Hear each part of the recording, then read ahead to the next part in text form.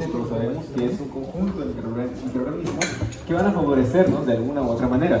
También sabemos que una disbiosis puede llegar a afectar negativamente a nuestro sistema inmune y obviamente favorecer como factor de riesgo de ciertas enfermedades neoplásicas, ¿no? Que vamos a hablar en esta ocasión, ¿no? Donde se encuentra, pues, en cada parte del cuerpo tiene su propio microbioma, ¿no? Obviamente estos no necesariamente tienen que variar de tipo de bacterias, sino más que nada en cantidad, ¿no? Y obviamente algunos subgéneros o familias, ¿no? Muy bien. Ahora vamos a ver que la variación en un sistema, como mencioné, varía, sí, pero también depende no solamente de ciertos factores intrínsecos, sino también extrínsecos, ¿no? Como vendría a ser la alimentación, la edad, ¿no? Obviamente, también factores genéticos, el uso de fármacos, tu estilo de vida, ¿no? El estrés también es importante en esto, el estrés también incluso puede favorecer la disbiosis, como vamos a ver más adelante. La geografía del ambiente, el parto vaginal y el parto, bueno, la cesárea, ¿no? Eso vamos a ir hablando más adelante. Y la condición de salud, como enfermedades crónicas como la diabetes, el síndrome de intestino irritable, entre otras. Muy bien. Bueno, ¿es importante la microbiota para la salud? Sí, es muy importante. Como mencioné, forma parte de un tipo de simbiosis que nos va a beneficiar a nosotros siempre y cuando no haya un desequilibrio, ¿no? Una disbiosis. Muy bien. Y bueno, la composición de la microbiota humana se caracteriza principalmente por los siguientes estilos, ¿no? Firmicutes, Bacteroidetes, Actinobacteria y las proteobacterias. En cada sistema vamos a ir hablando un poco más acerca de estos. Muy bien. Y ahora vamos a entrar con el sistema digestivo y lo vamos a dividir en dos partes, ¿no? Para que sea un poco más didáctico. Encima del ángulo de 3 y debajo del ángulo de 3. Ahora le doy paso a mi compañero. Bueno, empezando con lo que es el tracto digestivo superior, vamos a empezar por viendo el periodo intrauterino. Tradicionalmente se pensaba que el tracto gastrointestinal dentro del útero sea defecto, era estéril, pero en estudios recientes se hicieron biopsias de placentas humanas donde se encontraron lactobacillus y bifidobacterias. Entonces, a partir de acá, ya entendemos que la colonización bacteriana empieza desde el periodo intrauterino. Luego, en la infancia, empezando por la boca, aquí predominan bacterias como el Streptococcus y el Actinomyces. Dichas bacterias, si es que transitan hacia el tracto gastrointestinal, pueden alterar potencialmente la homeostasis del microbioma del huésped. Luego, con el esófago, este se considera séptico por factores como el peristaltismo o también la presencia de saliva. Por lo tanto, la colonización bacteriana acá es limitada. En el estómago, como lo conocemos, es un medio ácido, justamente por una acción antimicrobiana, pero normalmente podemos encontrar Streptococcus y Lactobacillus. Y acá es importante resaltar de que aproximadamente la mitad de la población tiene Helicobacter pylori, cosa que lo podemos tener desde la infancia y crónicamente se puede desarrollar un cáncer posible en la adultez. El duodeno también la microbiota es escasa, así como en el esófago. Esto por las vías residuales del estómago, también por secreciones de la bilis y secreciones pancreáticas. En la adultez es muy similar. Acá en la boca predomina Streptococcus, Actinomyces, Neisseria y Legionella. En el esófago seguimos encontrando Streptococcus y Prevotella, por los factores que ya dije acá, el microbioma es escaso. En el estómago mencionamos lo mismo que mencioné en la infancia, resaltando también la importancia del Helicobacter pylori, que puede generar gastritis crónica, úlceras y cáncer gástrico. El duodeno seguimos viendo que el microbioma es limitado por las secreciones pancreáticas, biliares y las vías residuales. Ahora, entrando netamente a la relación con el cáncer. La microbiota oral y el cáncer digestivo.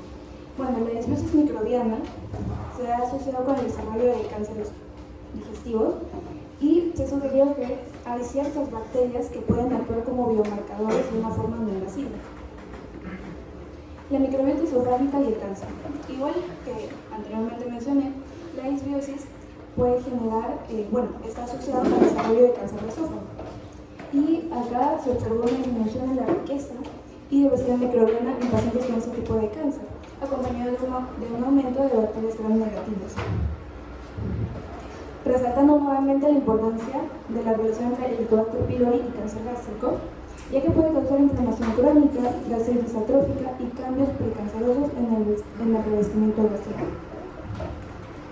Y bueno, unas recomendaciones para una adecuada microbiota es la buena alimentación, la buena hidratación, también saber controlar el estrés, ejercicio regular, tener mucho cuidado al consumo de medicamentos, especialmente antibióticos, mantener una higiene bucal adecuada y también evitar el tabaco y la contaminación. Ahora le doy paso a mi compañero.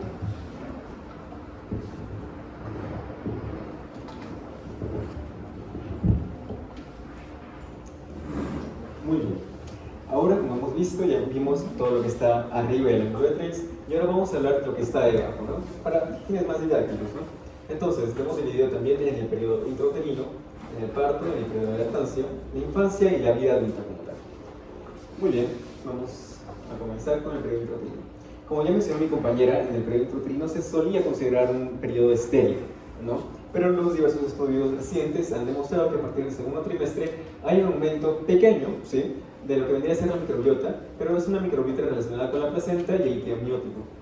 También sabemos que los filos que predominan acá en este periodo son los firmicutes y los bacteroidetes, ¿no?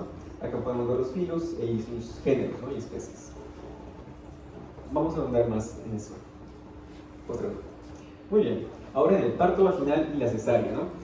Voy a hablar un poco solamente porque mi compañera va a explicar un poco más, pero a ver, les voy a hacer una pregunta, ¿no? A ver, sin ver, ¿no? Joseph, ¿tú naciste por cesárea o por parto natural? Parto natural. Natural, ¿no? Allá. Muy bien. Entonces, ¿ustedes creen que Joseph su sistema inmune es fuerte o quizás es menor que las personas? Fuerte, ¿no? Ya, muy bien, exacto. ¿Y por qué? Bueno, principalmente porque en el parto vaginal, el hecho de que el paciente, ¿no?, el bebé, pase por el tracto vaginal de la madre, se asocia con la relación de que hay, bueno, bacterias que tiene la propia madre, ¿no? Es decir, va a compartir una microbiota con la madre. Mientras que cuando es parto por cesárea, se asocia principalmente a bacterias que están en el ámbito hospitalario, ¿no?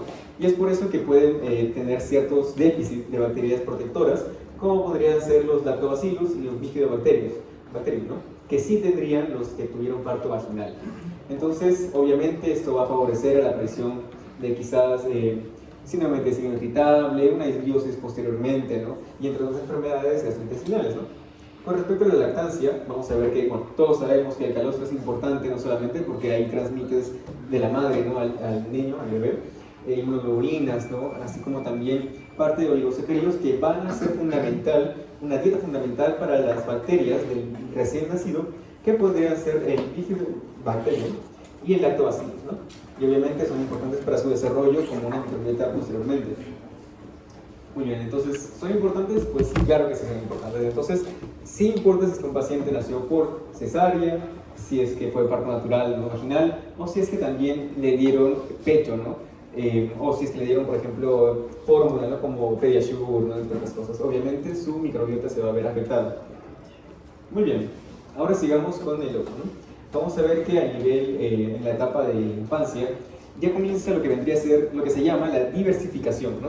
¿Qué es la diversificación? La diversificación es el aumento no solamente en los filos y especies de bacterias, sino también en el número de bacterias. Entonces acá también podemos ver una palabrita en negrito que es la fibra, ¿no? Entonces estoy seguro que todos nosotros hemos escuchado a lo largo de nuestra vida: coman fibra, ¿no?, es bueno, reduce la posibilidad de cáncer, ¿no?, quizás. Y vamos a ver por qué más adelante. Pero bueno, el efecto de la dieta en estos niños, vamos a ver que una dieta rica en fibra y frutas favorece a los bifidobacterium y a los lactobacillus, mientras que una dieta rica en grasas y proteínas animales favorece a los firmicutes y bacteroidetes, ¿no? Vamos a ver también que seguramente todos asocian, ¿no?, la carne roja con el cáncer, ¿no? Pero no necesariamente comer carne roja va a ser un factor de riesgo al 100% con el cáncer, ¿no? Obviamente dependiendo esto de la cantidad de carne que tú consumas, ¿no? Por ejemplo, ¿no?, las carnes rojas suelen estar asociadas con el uso o, bueno, la producción de ácidos biliares secundarios, así como de N-trilamina óxido, así como también con algunos factores mutagénicos y carcinógenos, ¿no? Pero obviamente eso depende de la cantidad de carne roja que tú comas y la frecuencia, ¿ok? Entonces, bueno, acá podemos ver un ejemplo de una dieta. y vamos a ir con la parte de adulto, ¿no? Para esta etapa, ya el adulto ya tiene su microbiota ya más desarrollada, tienden a tener también disbiosis más que en los recién nacidos, más que en los niños, debido a esto, al aumento en la diversificación y en las especies, ¿no?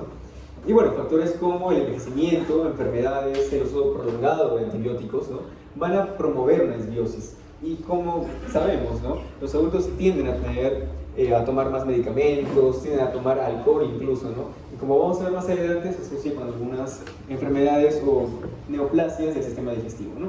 Bueno, la microbiota adulta se caracteriza por los firmicutes, los bacteroidetes, ¿no? Y estos dos tienen una función muy importante. ¿Y cuál es esa función? Pues la producción de ciertos metabolitos, como los ácidos grasos de cadena corta, que son muy importantes para la protección del sistema digestivo ante los carcinógenos, ¿no? Muy bien. Ahora, ¿qué relación tiene esto con el cáncer? Se preguntarán. En la etapa intrauterina, como vimos, ¿no? Es muy poco común que haya una disbiosis, y de hecho es muy poco común por el hecho de que no hay mucha cantidad de bacterias, ¿no? Sin embargo, eso también se ve afectado por la higiene de la madre, el lugar en el que, por ejemplo, dio a luz, ¿no? Pero supongamos, en el hecho de que haya habido una disbiosis o una infección gastrointestinal en el recién nacido, ¿no? Esto llevaría a una inflamación crónica intrauterina, promoviendo las citoquinas proinflamatorias como interleuquina 1, 6 y el factor de necrosis tumoral alfa, y esto lleva a una inflamación y por supuesto una alteración de la maduración de las células inmunitarias como linfocitos T y B, asimismo afectando la permeabilidad intestinal y generando una translocación bacteriana y una inflamación sistémica. ¿Ok? Y como mencioné, la alteración de la maduración de estas dos células inmunes pueden llegar a afectar el sistema inmune fetal directamente, generando un sistema inmune hiperactivo o retroactivo, ¿no? O subreactivo, ¿no? Y bueno, tan solo el hecho de pensar que un sistema inmune es hiperactivo nos da a entender que posiblemente en un futuro podría llegar a tener enfermedades autoinmunes. Y un sistema inmune subreactivo nos da a entender que puede llegar a tener infecciones o quizás cáncer, ¿no? Debido a que sabemos que el sistema inmune se encarga de factores anticarcinógenos, como vamos a ver más adelante. Muy bien, durante el parto y la infancia podemos ver que también hay riesgo de disbiosis, disminuye la respuesta inmune igual que en la anterior etapa, aumenta la permeabilidad intestinal, de respuesta inflamatoria sistémica, y eso genera daño celular y migración a células malignas. Muy bien, ahora entrando en la vida adulta, ¿no? Vamos a ver que el Fusobacterium nucleatum tiene relación con la vía de NF-κB, es el factor nuclear kappa beta, y las especies reactivas de oxígeno, ¿no? Asimismo, también suprime las células T reguladoras, y esto se asocia con aumento de la inflamación y en la malignidad, ¿no?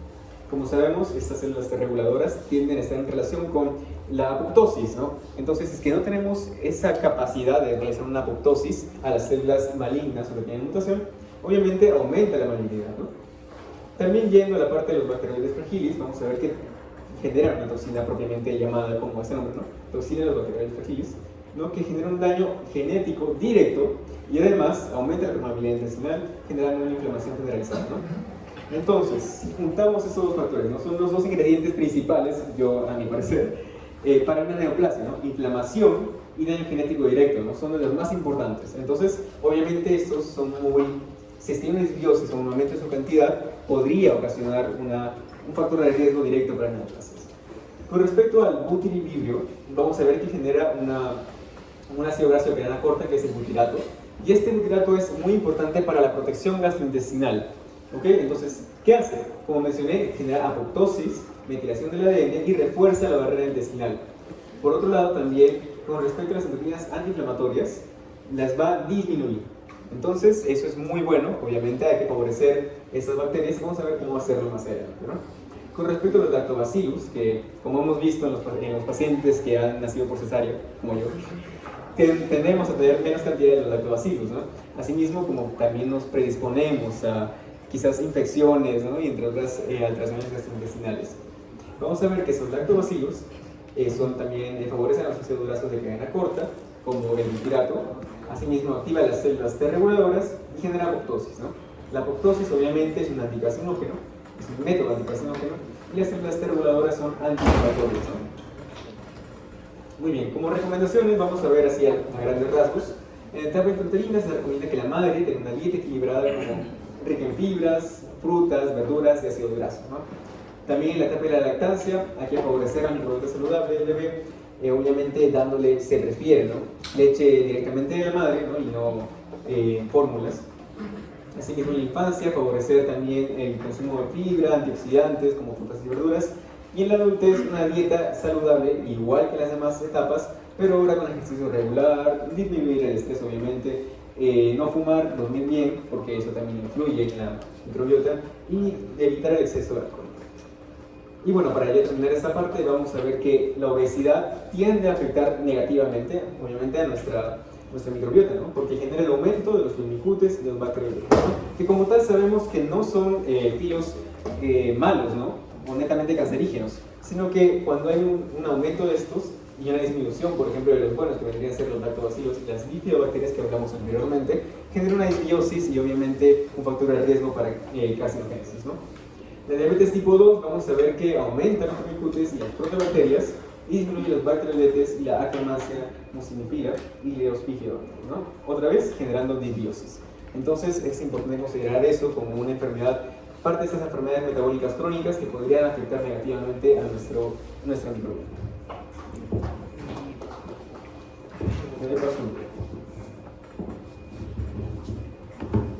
Bueno, como mi compañero estaba mencionando, ahora vamos a ver una parte que suele ser el hígado, el páncreas y las vías biliares. Como el microbioma en el hígado tenemos a la Firmicutes, Bacteroidetes, Antibacteria y Proteobacteria. Bueno, entre estos van a causar presencia de... son proinflamatorios, no muchos de ellos, algunos sí ayudan a antiinflamatorios, pero si hay una disbiosis, obviamente va a causar una proinflamación gracias a la producción de liposacáridos, los cuales activan los receptores tipo TOL4. En la parte de los ácidos biliares pueden causar ácidos biliares secundarios, que estos dañan el ADN y por tanto causan apoptosis a los hepatocitos. Como factores que ayudan a como factores de disbiosis tenemos los factores sintéticos metabólicos, disruptivos de la barrera intestinal, enfermedades crónicas del hígado, estrés inflamatorio hormonales y factores ambientales como fármacos. Y ya en la parte, cómo podemos ayudar a nuestro hígado, es en la parte de la alimentación, el cuidado intestinal y los hábitos saludables, que básicamente saludables son ejercicios, cuidar nuestro estrés, dormir saludable nuestras 8 horas, mantener la hidratación adecuada, evitar el consumo mucho de antibióticos y AINES, evitar el estreñimiento y en la parte alimentatorias consumir prebióticos, probióticos, la regulación de proteínas y no consumir bebidas nocivas como alcohol y tabaquismo. Bien, continuando con la microbiota del páncreas, vamos a tener ciertos agentes, ¿no? Como podemos ver ahí en pantalla, Firmicutes, Bacteroidetes, Actinobacteria y Proteobacteria. Estos agentes van a estar relacionados con ciertos factores que van a favorecer a la disbiosis, ¿no? Que son los factores dietéticos y metabólicos, factores médicos y farmacológicos, factores ambientales y el estilo de vida y la migración de los microorganismos patógenos. Entonces, ¿cuál va a ser el papel del microbioma pancreático en la aparición de las células tumorales? Pues vamos a tener bacterias como Enterobacteriaceae, Escherichia coli, que pueden generar una respuesta inflamatoria persistente, ¿no? Que nos pueden inducir al estrés oxidativo y al daño del ADN y así favorecer mutaciones cancerígenas. Algunas bacterias que van a modificar la respuesta inmune vamos a tener que van a evitar también el sistema inmunológico detecte y destruye las células tumorales. Y finalmente, pues, bacterias como Formiromonas gingivalis, que producen enzimas proteolíticas que pueden activar las vías tumorales. Ahora, ¿cómo mantener una microbiota pancreática saludable? Hay ciertas cosas que nosotros debemos hacer y ciertas cosas que no. Las que sí debemos hacer, tener una dieta rica en fibra y probióticos, consumo de probióticos naturales, una buena salud bucal y, bueno, ejercicio regular. Lo que no debemos hacer es consumir alcohol, grasas trans, uso de antibióticos y fármacos innecesarios. Muy bien, ahora vamos a seguir con la microbiota de las vías biliares. Tenemos algunas bacterias comensales como la proteobacteria, Firmicutes, bacterias como se mencionó, la mayoría. Microorganismos oportunistas como la Enterococcus, E. coli, Klebsiella pneumoniae, Pseudomonas aeruginosa. Y anaerobios facultativos como el Clostridium, la Fusobacterium y el Helicobacter. Entonces van a ver algunas cosas que van a favorecer la disbiosis de esta microbiota, que son las alteraciones del flujo, el uso prolongado de antibióticos, disminución de ácidos biliares e infecciones recurrentes. Entonces, siempre tenemos que tener en cuenta que el papel de la microbiota es muy importante para que no aparezcan células tumorales. Entonces, tenemos como bacterias como la E. coli y Enterococcus pueden modificar los ácidos biliares y así promueven la formación de cálculos. También se ha detectado una relación con la Helicobacter y la disbiosis viral crónica, y bueno, esta disbiosis viral puede contribuir a una inflamación hepática y fiebre.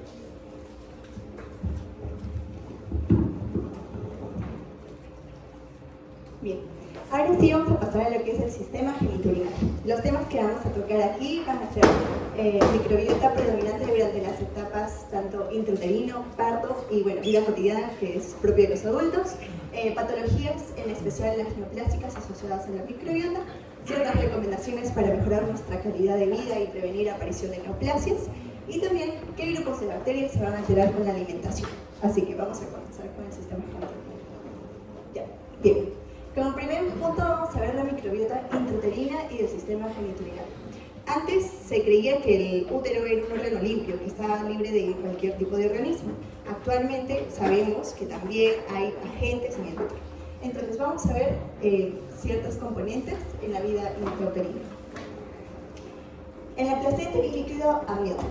En la placenta vamos a encontrar agentes como Firmicutes, bacterias, bacteroidetes y actinobacterias.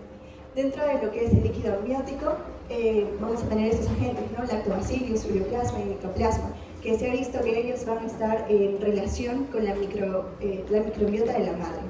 Pero claramente estos van a estar en menor cantidad. Respecto a las vías urinarias del feto, se ha encontrado que en la orina fetal están presentes los lactobacillus, Corynebacterium y Streptococcus.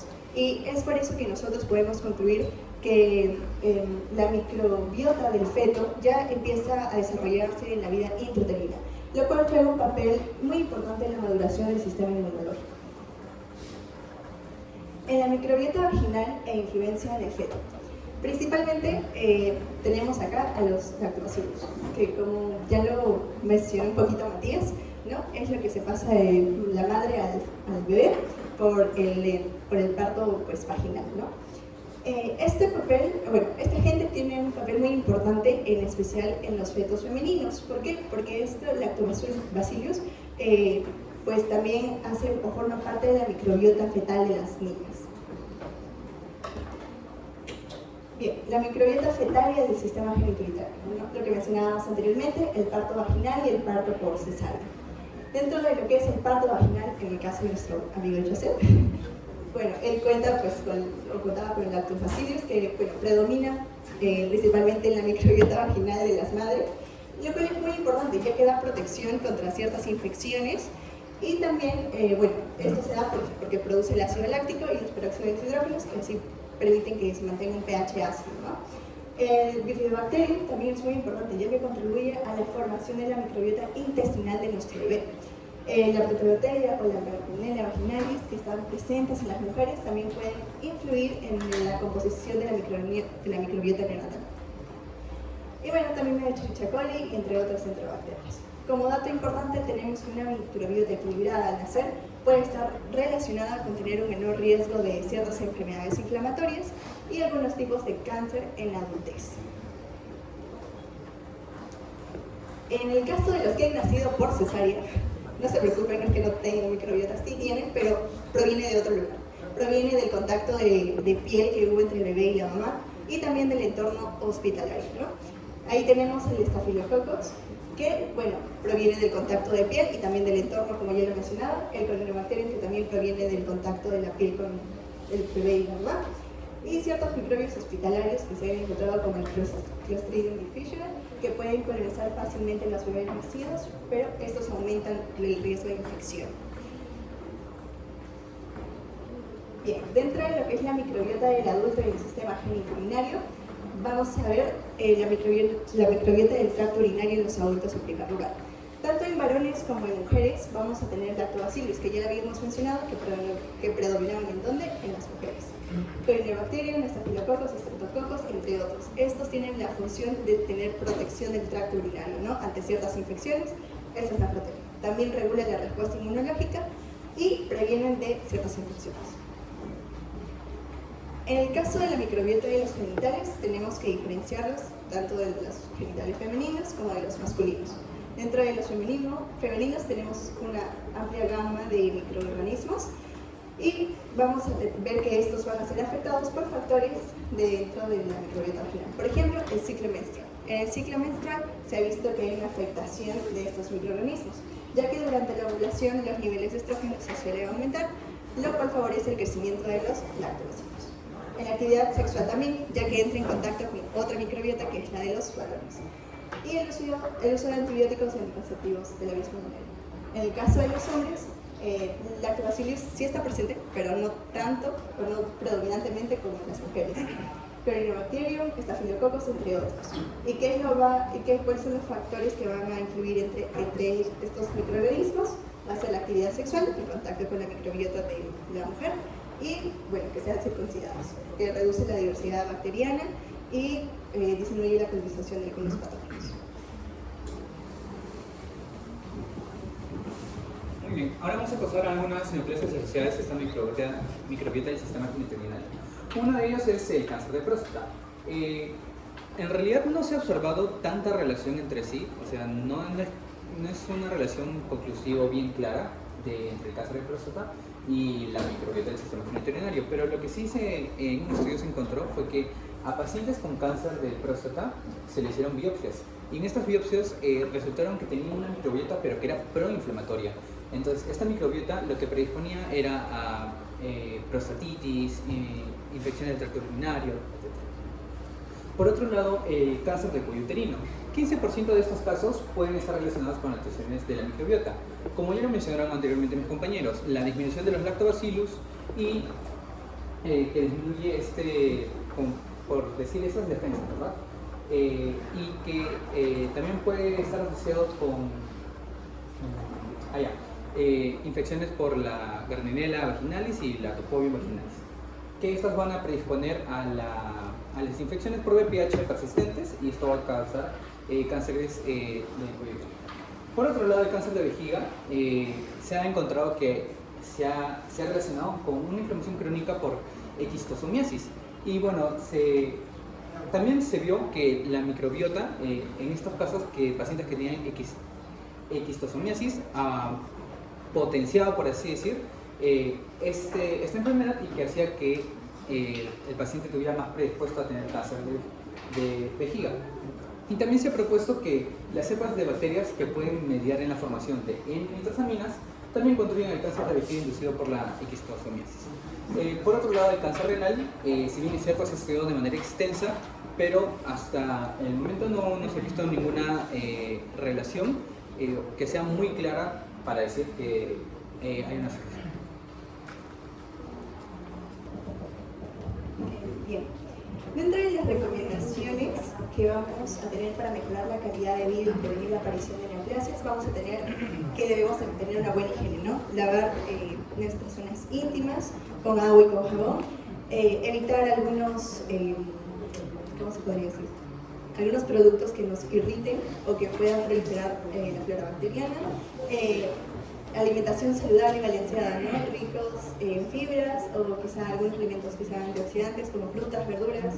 Tener una adecuada hidratación, 2 litros de agua se sugiere. Protección contra infecciones y de transmisión sexual, bueno, el uso de preservativos. Control y prevención de las enfermedades crónicas, como en el caso de diabetes, puede ser. Y exámenes médicos preventivos. En el caso de los varones que sean mayores de 50 años, se recomienda pues, que vayan a hacer su chequeo. Y en el caso de las mujeres, pues también para control o descarte de VPH.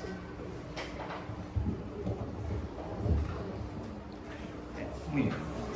Entonces, ahorita vamos a ver sobre el consumo de ciertos alimentos y los cambios que pueden haber en nuestra microbiota. El consumo de carnes rojas y microbiota. Como ya lo mencionó nuestro compañero Matías al principio, va a haber una disminución, bueno, un aumento de Clostridium y disminución de lactobacillus. que esto conlleva una disbiosis y una predisposición a infecciones. También va a haber una disminución de las bacteriidetes, que son importantes para el equilibrio de la microbiota. Entonces, si hay una disminución, va a haber una disbiosis, ¿verdad? Y eso nos predispone a infecciones. Van a haber alteraciones en la bacteria que es la E. coli, que normalmente las van a volver más patógenas y que más que nada cuando estas carnes son altas en carnitina, y que también estas van a ser metabolizadas por unas enzimas que es la oxidotrimetelamina, y que esta causa mayores riesgos de enfermedades. Con respecto al consumo de carbohidratos y de la microbiota, también va a haber disminución de los lactobacillus. Ya se mencionó anteriormente cuál es su importancia en nuestro sistema. Aumento de las bacteroidetes.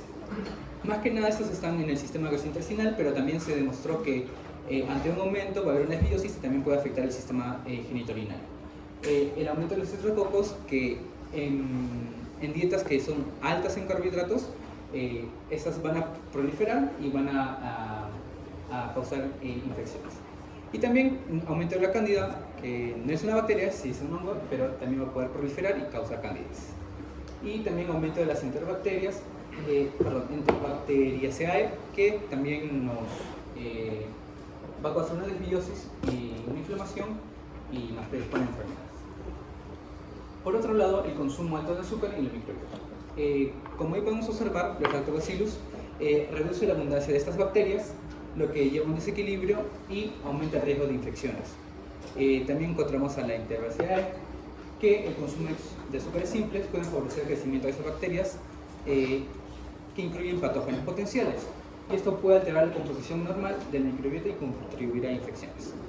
También el estreptococo, que proliferan en un entorno rico en azúcares, lo que lleva a un aumento de la colonización de esta bacteria no deseada en el tracto genitourinario. Y los bacterioidetes, que como ya lo mencionamos también, que están asociados con la microbiota intestinal, pero con cambios de la dieta, como un alto consumo de azúcar, pueden afectar la proporción en el sistema genitourinario y lo que puede influir en la salud general. Y sobre la candidiasis también, que favorece el crecimiento de la cándida, de modo que puede causar infecciones en el tracto genitourinario, especialmente en las mujeres. Ya, bueno, ahora vamos a pasar a la parte del microbiota del sistema respiratorio y su relación que tiene con el cáncer. Siguiente.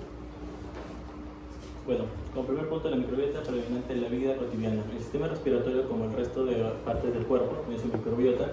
Entre ellas tenemos el Streptococcus, la Bayonella, Prevotella, Fusobacterium y Neisseria. Estas bacterias predominan en el aparato respiratorio superior, porque en el inferior básicamente está protegido por el sistema inmune, la mucosidad, flema, el sistema fisiológico de la tos, que nos permite que no haya muchos microorganismos dentro. También hay, pero no son tantos como estos que predominan, y de los cuales vamos a ver la disbiosis que causa. Bueno, entre ellos tenemos al Streptococcus, Bayonella y Fusobacterium. Estos básicamente van a hacer la disbiosis, o los que podrían ser procancerígenos, se podría decir, ¿no? Muchos de estos de acá no causan cáncer, simplemente son como factores que pueden facilitar la disposición del cáncer. Hay tres características principales, ¿no? Que es la inflamación crónica. Bueno, presenta bacterias proinflamatorias, tiene características proinflamatorias, que esto hace que los pulmones pues reaccionen a esto y se mantenga una inflamación sostenida, favoreciendo la multiplicación celular. Después tenemos el otro carácter, que es la disminución de la inmunidad local, que básicamente algunas bacterias pueden matar o incluso inhibir a los macrófagos y linfocitos T, haciendo que la multiplicación neoplástica sea mayor. Después tenemos a la producción de metabolitos cancerígenos. Hay algunos microorganismos, bacterias, que pueden ocasionar productos cancerígenos, como en este caso las nitrosaminas, que dañan el ADN y por ende también hacen apoptosis, incluso son predisponentes tumorales. ¿Siguiente? Bueno, como nuestro compañero estaba mencionando antes de ir a esta parte, hay algunos cánceres relacionados a estos, como lo más común le voy a mencionar, que es el cáncer pulmonar. Como mencioné, las bacterias no son las que causan el cáncer, pero pueden predisponerlo. Bueno, las bacterias implicadas en lo que es el cáncer pulmonar tenemos al Streptococcus pneumoniae y Bayonella, que actúan con el carácter 1, que es el proinflamatorio. Después tenemos también otra bacteria, que es la Fusobacterium nucleae, que también favorece a la presión tumoral, pero es en el carácter 2, que es la disminución de la inmunidad local. Y también la pseudomonas aeruginosa, que básicamente es la tercera característica, daña el endotelio, lo rompe por compuestos como la nitrosaminas. Como otro cáncer tenemos el cáncer escamoso de laringe, que implicados tiene el Helicobacter pylori y el Streptococcus sp y Neisseria sp. Estas más que nada causan lo que es inflamación crónica. Y lo que es el carcinoma nasofaringeo no lo causa una bacteria en sí, sino más parte virulenta por el virus del Epstein-Barr, pero tiene una bacteria implicada que es, bueno, dos bacterias, que es el Streptococcus y el Haemophilus influenza, o el Haemophilus, que aumenta la disbiosis en la nasofaringe. ¿Quiero decir eso? Bueno, como tercera parte de lo que es las recomendaciones para mejorar la calidad de vida para las profilaxias, como mis compañeros mencionaron, un estilo de vida saludable fomenta a que se mantenga normal la microbiota del intestino, por ende, bueno, del sistema respiratorio, por ende tiene protección y defensa, ¿no? Porque el mismo organismo también reacciona.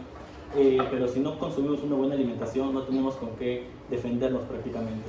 También tenemos que evitar lo que es el tabaco, el alcohol, que estos son algunos factores principales que pueden dañar las vías respiratorias, y minimizar la exposición a contaminantes ambientales, que esto prácticamente en las ciudades o lugares donde hay mucha contaminación pueden favorecer a que el sistema respiratorio sea dañado. Bueno, también hay factores, ¿no? Según la alimentación, los azúcares complicados, bueno, carbohidratos refinados, carnes rojas, favorecen las disbiosis, y los que principalmente resaltan en estos son el Streptococcus y la Bayonella. Mientras tanto, si consumimos comidas ricas en proteínas, prebióticos, incluso antioxidantes, tenemos como la Lactobacillus y el Bifidobacterium, que son antiinflamatorios y protectores contra el cáncer. Bueno, solamente para recordarlo, ¿no? La microbiota respiratoria juega un papel clave en la salud pulmonar. Su alteración puede contribuir al estilo de vida, especialmente en la dieta, y la exposición a factores ambientales puede reducir este riesgo.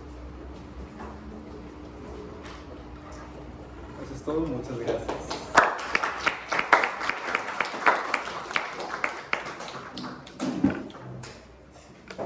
Muy bien, felicitaciones. ¿Alguna pregunta? ¿Alguna pregunta? ¿Se escuchó? ¿Allá se escuchó?